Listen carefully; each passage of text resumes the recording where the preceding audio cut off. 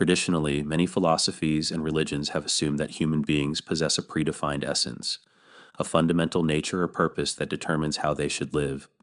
However, existentialist thought rejects this notion. Individuals are not born with an inherent purpose. Instead, they must create their own essence through their actions. At the heart of Sartre's philosophy is his core assertion: existence precedes essence. This idea forms the backbone of his conception of freedom, active engagement in life, and the weight of personal responsibility. Imagine for a moment a blank canvas. At birth, we are that canvas, undefined and full of possibilities. It is only through our decisions, our actions, and the paths we choose that we create the picture of who we are. This idea is both liberating and admittedly somewhat daunting, because if there is no predetermined essence, then each of us must shoulder the task of crafting our own meaning in a world that provides no ready-made answers. According to Sartre, freedom is not something we possess in a limited or partial way, it is absolute. He believed that every moment presents us with a choice, even if that choice is between varying degrees of inaction or conformity. This radical freedom means that we are always responsible for our decisions. There is no escaping it. Even when we choose not to choose, we are still making a choice. This idea may sound overwhelming. After all, if every moment is an opportunity to choose, does that not leave us paralyzed by the burden of responsibility?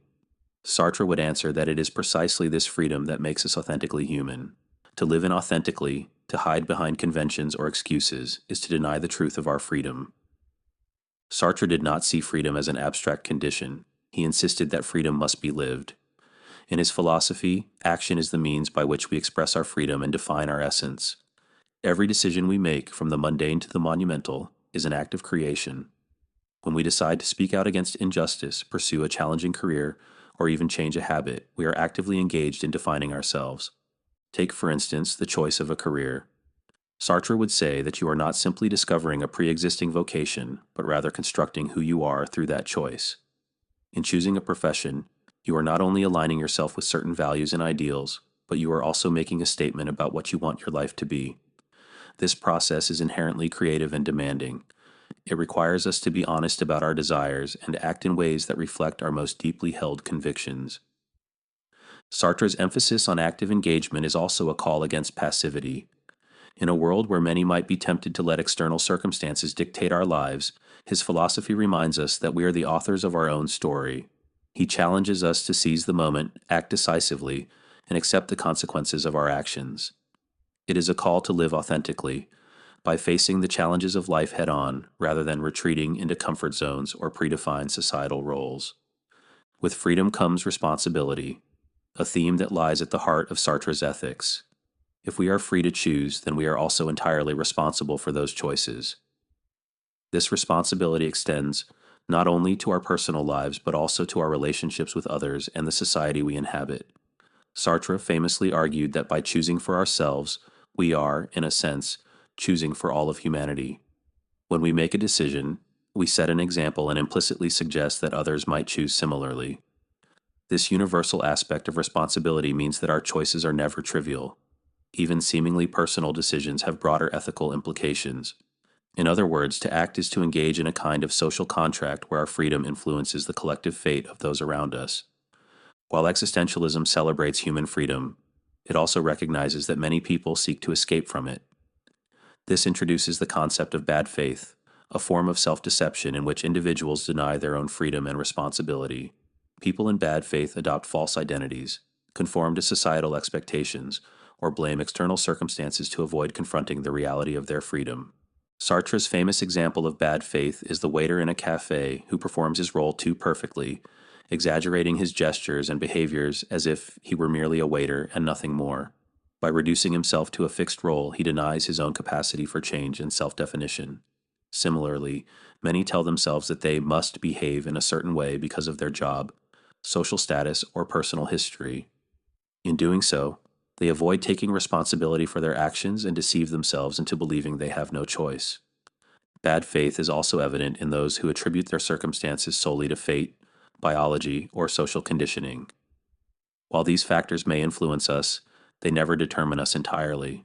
There's always the possibility for transcendence, to rise above our circumstances and create meaning through conscious choice. Living authentically is not without its challenges. Societal pressures, fear of judgment, and the comfort of routine can conspire to keep us from fully exercising our freedom. Sartre's philosophy teaches us that these obstacles are precisely what we must overcome. The journey toward freedom is one of constant struggle, questioning norms, breaking free from self-imposed limitations, and daring to imagine a different way of being. Sartre's existentialism extends beyond the individual. In his play No Exit, he famously asserts, "Hell is other people." At first glance, this statement might seem like a rejection of human relationships. However, a closer look reveals that Sartre is critiquing how interpersonal relationships can trap us in a cycle of judgment and self-alienation. When we engage with others, we are exposed to their gaze, their judgments, expectations, and evaluations. This external scrutiny can force us to see ourselves not as we choose to be, but as others perceive us. For many, this is a source of deep anxiety. If we cannot face or accept the critical gaze of others, we risk surrendering our freedom by conforming to their expectations rather than living authentically. Consider how often we tailor our behavior to avoid disapproval or to gain acceptance. When we allow others' evaluations to dictate our choices, we lose sight of our true selves. In effect, we become prisoners of a gaze that we did not choose, a judgment we did not author. Sartre warns us that failing to confront and integrate these external perspectives can lead to a kind of existential hell, where we are constantly defined and confined by the opinions of others. Yet Sartre does not suggest that human relationships are inherently negative. Rather, he challenges us to engage with others authentically. To be free, we must learn to acknowledge the gaze of the other without letting it imprison us. This means accepting that while we cannot control how others see us, we can control how we respond to that scrutiny. Facing the gaze of others is not easy. Many of us feel an overwhelming vulnerability at the thought of being seen and judged. This anxiety can lead us to hide behind social masks, sacrificing our authenticity for the sake of acceptance. Yet, Sartre teaches us that true freedom lies in embracing this discomfort. The anxiety of the gaze is a sign of our deep desire to be recognized as free, authentic individuals. When we acknowledge our fear of judgment and choose to act in spite of it, we transform that anxiety into a source of empowerment, a reminder of our potential to define ourselves rather than being defined by others. This transformation is not instantaneous. It is a continual process of reflection, self-critique, and courageous action. In choosing authenticity, we free ourselves from the shackles of external validation and open the door to deeper, more meaningful relationships. So what does all this mean for us in our everyday lives? It means adopting a mindset in which every decision is an opportunity to assert our freedom and craft our identity. It means rejecting the temptation to live passively, to allow societal expectations or the fear of judgment to dictate our path. Instead, we must actively engage with our world by challenging norms, questioning assumptions, and daring to define ourselves on our own terms. Whether in our personal relationships, professional endeavors, or social engagements, we are continually presented with choices.